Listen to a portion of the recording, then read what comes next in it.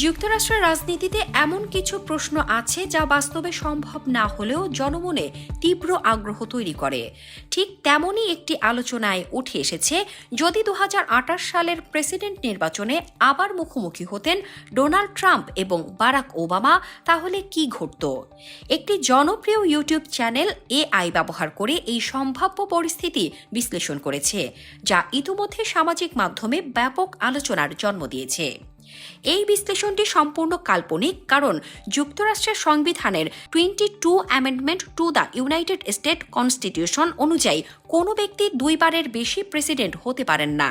ফলে ট্রাম্প ও ওবামা দুজনেই আইনি বাধার কারণে 2028 সালে নির্বাচন করতে পারবেন না। তবুও এই কল্পিত প্রতিযোগিতা নতুন করে রাজনৈতিক বিতর্ককে সামনে এনেছে।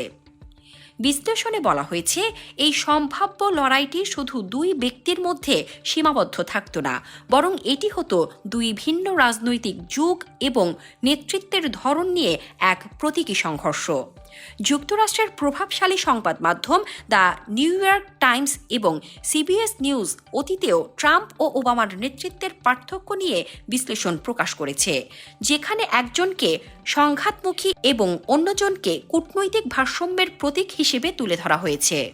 এআই বিশ্লেষণে দেখা যায়, ওবামা সম্ভাব্য প্রচারণায় স্থিতিশীলতা ও ঐক্যের বার্তা সামনে আনতেন।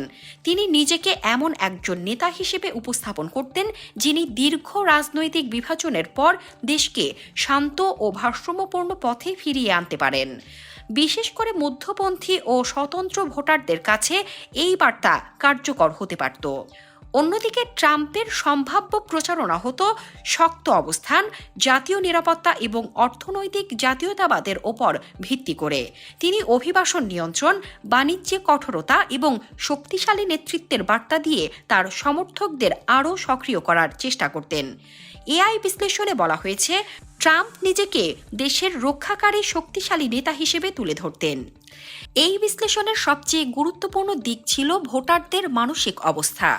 ধারণা করা হয়েছে, দীর্ঘদিনের রাজনৈতিক উত্তেজনা, সংঘাত এবং বিভাজনের কারণে আমেরিকান ভোটারদের মধ্যে ক্লান্তি তৈরি হতে পারে।